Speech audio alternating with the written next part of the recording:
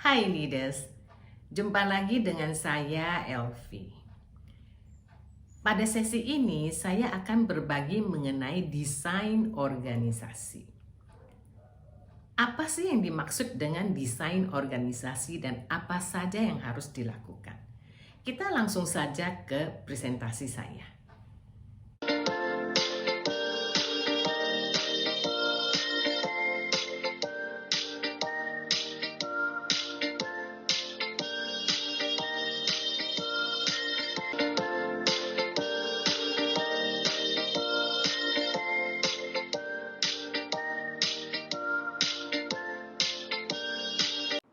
Leaders, pada sesi ini saya memberi tips mengenai desain organisasi. Sering terjadi adalah usaha sudah bertumbuh dan membesar, tetapi organisasi tidak siap, sehingga menghambat operasional dan pertumbuhan yang seharusnya lebih pesat lagi. Desain organisasi atau desain ulang organisasi adalah jawabnya. Desain organisasi adalah proses diagnosa dan seleksi struktur organisasi, sistem komunikasi, pembagian tugas dan tanggung jawab, koordinasi, pengawasan, dan hak serta kewajiban karyawan. Desain organisasi termasuk pembentukan tim, pola kerja shift, garis pelaporan, prosedur mengambil keputusan, dan lain-lain. Beberapa faktor yang perlu diberi perhatian seperti kultur, perilaku karyawan, teknologi, lingkungan kerja, dan strategi agar desain organisasi efektif. Yang pertama adalah struktur organisasi. Struktur organisasi itu kita harus desain sesimpel mungkin, sederhana, flat, datar, jangan terlalu banyak layer, dan line of function-nya itu harus jelas. Apakah itu straight line atau dotted line? Jadi fungsinya harus jelas. Contoh yang saya berikan yang paling sederhana adalah terdiri dari 2 layer. Pada awal startup desain struktur perusahaan, usaha sedatar mungkin atau seflat mungkin struktur organisasi yang dibuat. Minimal posisi yang diperlukan oleh startup adalah sales and marketing atau penjualan dan pemasaran, finance and accounting, dan general affair. Katakanlah leader sebagai direkturnya, maka mempunyai 3 staf yang menghandle ketiga fungsi tersebut. Apabila masih memungkinkan, finance dan accounting dan general affair and administration itu masih dapat dirangkap oleh satu karyawan. Tergantung pada kebutuhan. Kadang-kadang mungkin leaders bersama istri berdua sudah mendirikan startup company, maka berbagilah pekerjaan antara leaders dengan istri atau leaders dengan karyawan yang ditunjuk. Saya memberi contoh struktur yang lebih sophisticated. Ketika startup semakin besar, struktur organisasi akan semakin keren. Mungkin sudah saatnya mempertimbangkan adanya supervisor untuk membantu mengawasi karyawan-karyawan yang sudah mulai banyak juga. Misalnya di sini saya kasih contoh adalah seorang direktur sudah membawai 2 orang supervisor, dan 2 orang supervisor ini masing-masing membawai beberapa staf yang berada di bawah tanggung jawab mereka. Berikut ini adalah saya memberi contoh struktur multi-level. Jadi struktur organisasi yang paling kompleks, yang sudah mulai kompleks karena startup sudah semakin bertumbuh dan semakin membesar. Yang struktur yang paling kompleks menurut saya itu maksimum dibatasi saja 6 layer seperti yang saya gambarkan ini. Katakanlah untuk startup yang sudah masuk dalam unicorn misalnya. Karena kenapa? Pada era 4.0 ini, di mana terdapat kesempatan work from home, maka struktur organisasi multilevel yang kompleks sudah tidak diperlukan lagi. Karena kinerja dapat diukur berdasarkan proyek atau target base. Maksimum 6 level ini yang saya gambarkan adalah paling top adalah direksi. Tentu kita perlu ada tim direksi. Kemudian direksi membawain senior manager. Di bawah senior manager ada middle manager. Di bawah middle manager ada lower manager. Lower manager kemudian ada supervisor dan semua di bawah supervisor adalah staff. Jadi maksimum 6 level ini untuk startup unicorn menurut saya itu sudah sangat baik.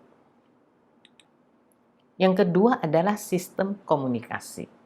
Sistem komunikasi terdapat sistem komunikasi internal dan sistem komunikasi eksternal. Sistem komunikasi internal adalah komunikasi antar karyawan atau antar karyawan dengan leaders.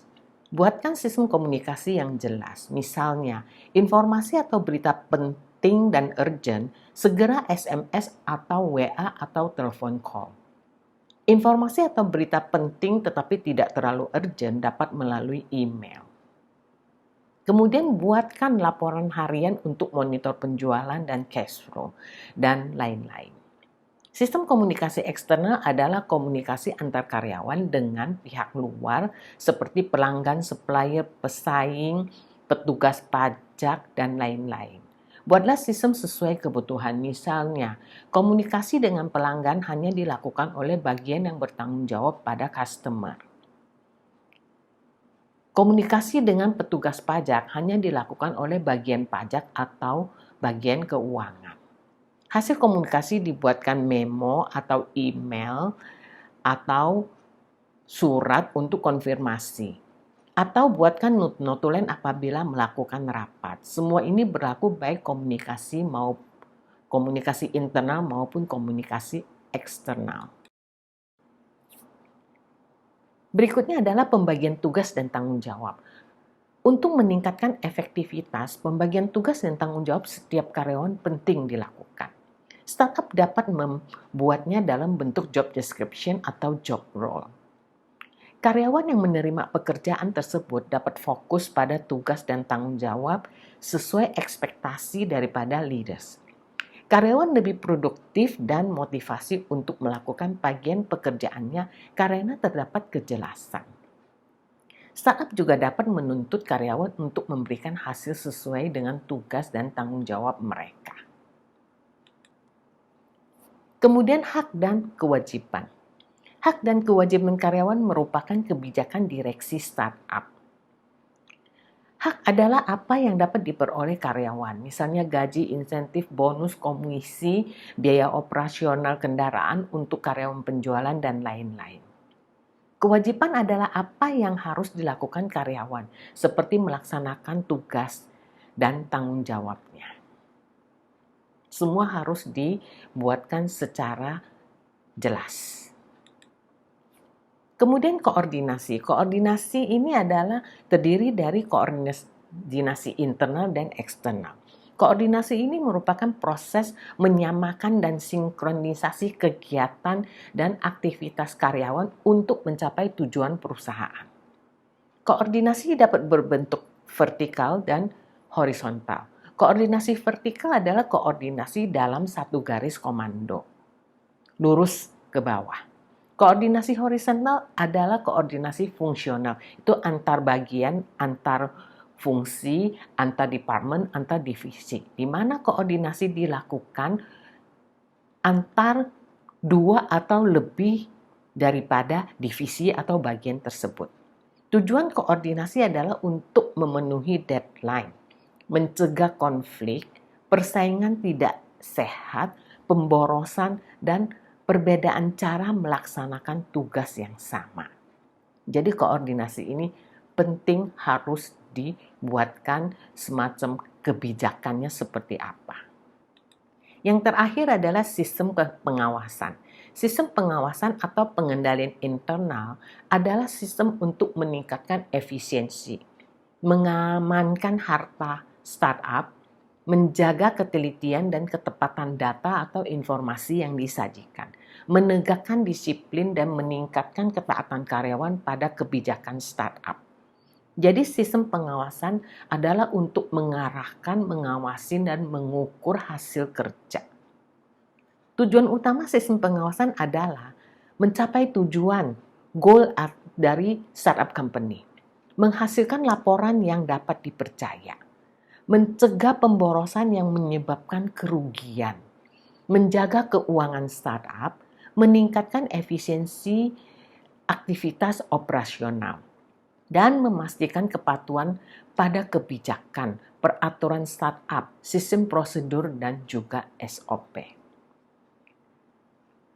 Oke, leaders, ini adalah beberapa tips saya mengenai desain organization.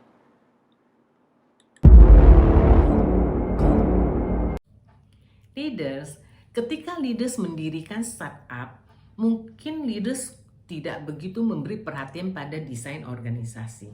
Karena pada saat startup didirikan, mungkin juga karyawan belum banyak, pekerjaan belum kompleks, sehingga tidak memberi perhatian pada desain organisasi, tapi lebih memberi perhatian kepada marketing, production, atau lain-lainnya. Tetapi ketika startup itu sudah bertumbuh pesat dan menjadi besar, maka sudah saatnya leader memberi perhatian pada desain organisasi. Karena desain organisasi adalah kita desain struktur organisasi startup seperti apa. Sistem komunikasi seperti apa. Tugas dan tanggung jawab karyawan seperti apa. Koordinasi antar karyawan, antar divisi, antar departemen seperti apa. Hak dan kewajiban karyawan seperti apa. Jadi semua itu harus didesain lebih sophisticated. Karena untuk memenuhi kebutuhan daripada startup company yang sudah bertumbuh pesat dan menjadi besar. Saya harap tips desain organisasi pada sesi ini dapat membantu leaders untuk desain organisasi startup company yang dimiliki atau yang dipimpin. Apabila leaders mempunyai pertanyaan atau saran, silakan tulis di kolom komen. Terima kasih sudah mendengarkan saya dan jangan lupa like dan subscribe. Sampai jumpa lagi pada sesi yang lain. Bye-bye.